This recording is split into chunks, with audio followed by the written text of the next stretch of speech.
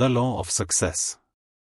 जीवन में सफल होने वाले लोग 3 चीजें अच्छी तरह से करते हैं। पहला, वे जानते हैं कि उनको क्या करना है और इसे अपने सामने रखते हैं। दूसरा, वे लाइक माइंडेड वाले लोगों के ग्रुप में शामिल हो जाते हैं, एक मास्टरमाइंड प्लान करते हैं। तीसरा, वे तब तक बढ़ते रहते हैं जब तक कि उन्हें वह नहीं मिल जाता जो वे चाहते हैं। The law of success Napoleon Hill के विचारों की गोल्डन की है। आपके लक्ष्यों को प्राप्त करने के लिए उनकी पूरी और अनअब्रिज्ड माइंड पावर मेथड है। दर्जनों इंडस्ट्रियलिस्ट्स, डिप्लोमैट्स, थॉट लीडर्स और जीवन के सभी क्षेत्रों के सफल लोगों के इंटरव्यू के बाद यंग हिल ने इन 15 लेसन्स में जो कुछ सीखा, जिनसे आप और हम अब सीख सकते हैं। आज हम बात करेंगे एक बहुत ही बेहतरीन किताब के बारे में जिसका नाम है द लॉ ऑफ सक्सेस, जिसे नेपोलियन हिल ने लिखा है। ये एक ऐसी किताब है जो आपकी सफलता की गारंटी ले सकती है अगर आपने इसमें दी सभी बातों को अपनाते हो और अपने जीवन में अमल करते हो तो आपको सफल होने से कोई नहीं रोक सकता। नेपोलियन हिल वर्जीनिया में पैदा हुए थे और 13 साल की उम्र से ही शहर के अखबार में लेख, आर्टिकल्स लिखने लगे और अमेरिका के सबसे फेमस मोटिवेशन राइटर बने। उनकी किताबें मॉडर्न मोटिवेशन की नींव बनी। खासकर कि थिंक एंड ग्रो रिच उनकी सबसे ज्यादा बिकने वाली किताबों में एक है, जिसकी 2015 तक दुनिया भर में 100 मिलियन से भी ज्यादा कॉपी बिकी। ये किताब लेखक के ख्यालों की सुनहरी चाबी है। ये उन दिमागी शक्तियों के बारे में है जिनसे गोल्स को पाया जा सकता है। दर्जनों इंडस्ट्रियलिस्ट, डिप्लोमैट्स, थिंकर और सफल लोगों का इंटरव्यू करने के बाद उन्होंने जो भी सीखा उन्हें इन 16 लेसन्स में हम बात करेंगे, जिसमें मास्टरमाइंड और सक्सेस से 15 कानूनों के बारे में बताया है। जो लोग जीवन में सफल होते हैं वो 3 चीज अच्छे से करते हैं। सबसे पहले वो जानते हैं कि वो क्या पाना चाहते हैं और वो उसे अपने सामने रखते हैं। पहला, दूसरा कैपिटल, वो एक जैसी सोच वाले लोगों का ग्रुप। दूसरा, अपने छात्रों को जो मास्टरमाइंड होता है, एक कोर्स।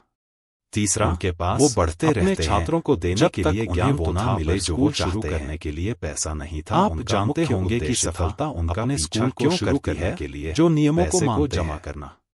तो चलिए फिर मास्टरमाइंड और सक्सेस से 15 लॉस की कैसे वो अपने लक्ष्य को असलियत बनाएंगे। तो चलिए दोस्तों शुरू करते हैं। हिल्स के एक्शन स्टेप। शानदार योजना बनाने वाला व्यक्ति अपना निश्चित मुख्य उद्देश्य को लिखना। और इस चैप्टर में हिल ने मास्टरमाइंड के कॉन्सेप्ट को समझाया है।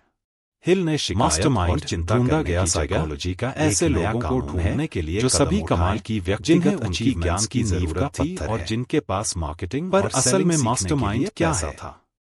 मास्टरमाइंड को मानते हुए दिमाग है बिजनेस जो 2 या उससे ज्यादा लोगों के सहयोग से आखिर तक लड़ते रहे जो किसी काम को पूरा करने के मकसद से एक दूसरे की एक जगह है। क्योंकि उस इंट्रोडक्शन को बहुत डिजिटल शिक्षा अभी नहीं थी, उन्होंने यूनिवर्स के स्ट्रक्चर को समझाया है। एटॉम्स एक बड़े नामी बिजनेस कॉलेज के डायरेक्टर और फिर दिमाग की वाइब्रेशंस को दिखाया जिससे कॉलेज वाइब्रेशन मास्टरमाइंड के कोर पिलर में से एक है। क्योंकि मास्टरमाइंड के हर सदस्य को हिल दूसरे से मकसद की एकता में होना बहुत जरूरी। डायरेक्टर दिल से राजी हो गए अपनी एकता की व्याख्या को बताते हुए और हिल को बताते हैं कि कैसे अमेरिकन इंडस्ट्रियल इकोनॉमी कम ज्यादा प्रभावशाली कॉलेज से लिया हुआ मास्टरमाइंड के क्रिएटर थे या फिर हिल ने उसे जिसमें उन्हें फाउंडेशनल इंडस्ट्रीज को बेहतर बनाने ऐसे 3 स्टेप्स हैं जिससे हम मास्टरमाइंड के सदस्य और लीडरशिप में आगे बढ़ सकते हैं। मास्टरमाइंड के 5 मुख्य सदस्य। पहला, आपको टालने की आदत को जीतना होगा और उसे खत्म करना होगा। Thomas Edison. दूसरा, अपने कंपनी के हावे कदम उठाने स्टैंडर्ड ऑयल चीजें न टालने के लिए प्रोत्साहित करें। यून्स स्टील। तीसरा, सकारात्मक नेतृत्व कौशल विकसित करें। तो चलिए अब हिल्स और मास्टरमाइंड के दिए हुए विकास 15 नियमों के विवरण को समझते हैं। कल्पना, एक निश्चित मुख्य उद्देश्य। इमेजिनेशन की ताकत। ये नियम आपको सिखाएगा कि बेकार होने जिसमें अगर वो सही से इस्तेमाल जो ज्यादा तो किसी की भी काबिलियत को 10 गुना तक बढ़ाने की कोशिश में बढ़ाते हैं। हिल ने बहुत सी इंडस्ट्रीज के सेल्स सिखाएगा कैसे लक्ष्यता से दूर हटे जो इमेजिनेशन की मदद से बहुत ऊपर उठे है। दूसरा, महत्वहीन नेपोलियन ने ओहायो के गवर्नर को एक सुधरे हुए एकाग्रता का आइडिया भेजा ये कि जब तक आप उस विषय में महारत हासिल करने के तरीके न निकाल लें। शिकागो के पॉल हैरिस कैसे अपनी पहली रोटरी बेची। ये उन्होंने सिखाएगा कि कैसे इसको एडवर्टाइज करने का एक अनोखा तरीका इमेजिन किया, पूरी नॉलेज क्योंकि ट्रेडिशनल मार्केटिंग को लॉस की वजह से बंद कर दिया गया था। इससे आपको यूनिवर्सिटी ऑफ शिकागो के डॉक्टर हार्पर जिन्होंने और आप देखेंगे कि इन फोर्स को अपने इमेजिन के लिए कैसे इस्तेमाल करें। जब आपके पास जोशीले बन जाते हैं तो आप जिंदगी और जुनून के लिए रीएनर्जाइज्ड हो जाते हैं, क्योंकि आपके एक्शन एक ही दिशा में होते हैं। आप कम नींद के साथ भी काम एक निश्चित उद्देश्य नहीं होता है, जोश आपके एक्शंस को ताकत देते रहते हैं। जैसे एक तीर को एक टारगेट फिक्स करें और जाने की ताकत मिलती है, सफलता जहां आप पैरों के निशान छोड़ती है। साथ ही आपको नकली जोश से भी बचना है, आप उन निशानों को ढूंढें। असली जोश एक इंसान के अंदर से आता है, ना कि बाहर से। सहयोग, आत्मनियंत्रण, सहयोग आप जैसे आपने समझा कि जोश आपको चलाता है, ये लेसन ये क्लास सिखाएगा कि कैसे अपनी मेहनत आत्मनियंत्रण सिक्के का दूसरा पहलू ताकि जलन लड़ाई खत्म ये ब्रेक और स्टीयरिंग है, जो तलाशेंगे कि जो उस दिशा बदलने लोगों ने सीखा है उसे कैसे बैलेंस व्हील है, जिसे सक्सेस माइंड जोश को काबू करके वो दिशा एक सर्कल बनाए जहां जिसे मास्टरमाइंड कहा जाता है ले जाए।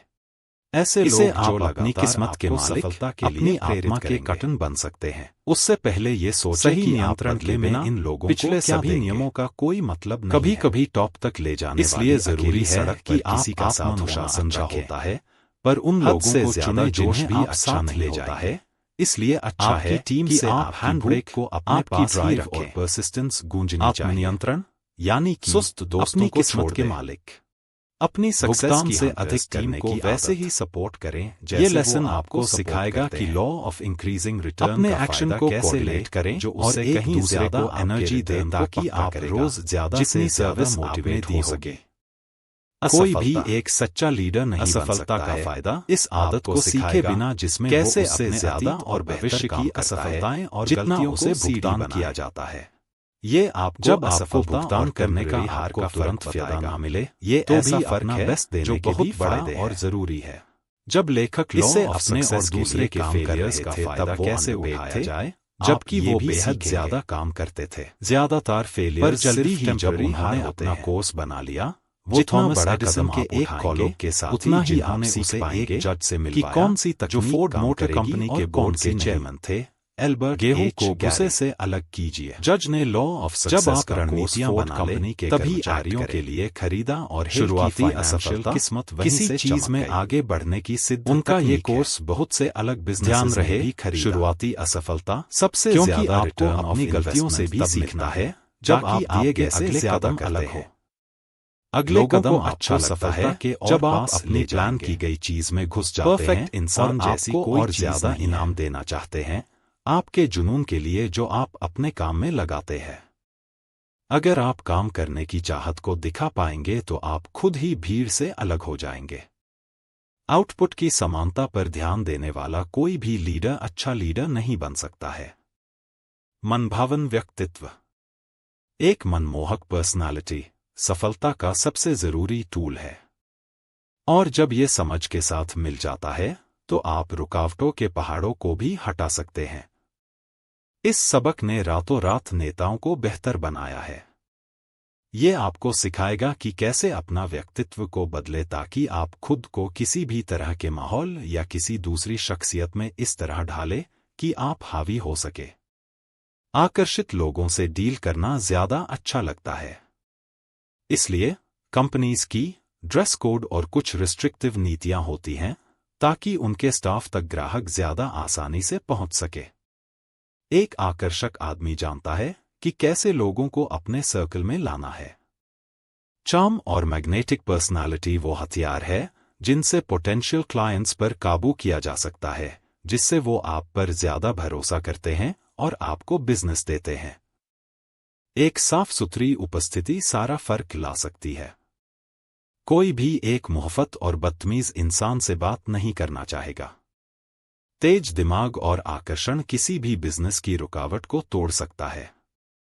एक सफल इंसान की प्रोफेशनल अपीयरेंस को विकसित करें ताकि सफलता आसानी से मिल सके। स्वागत करने वाला व्यक्तित्व सफलता का प्रतीक है। एक आकर्षक व्यक्तित्व लोगों को आकर्षित करने की कला जानता है। इसके पास वो मैग्नेटिक पावर है जो सारा फर्क ला सकती है। अगर आप ऐसी पर्सनालिटी को अपनी इंटेलिजेंस के साथ जोड़ते हैं तो कोई भी रुकावट आपको रोक नहीं पाएगी। सटीक विचार।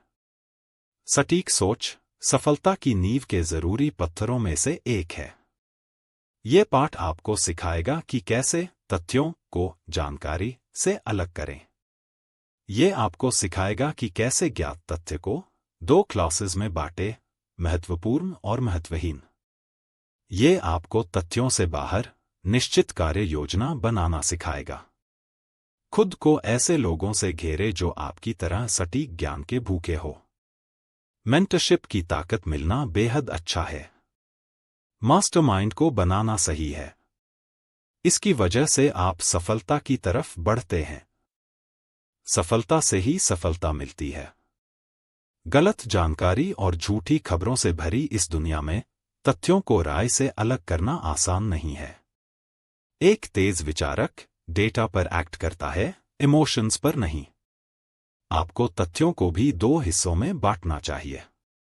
पहला महत्वपूर्ण और प्रासंगिक।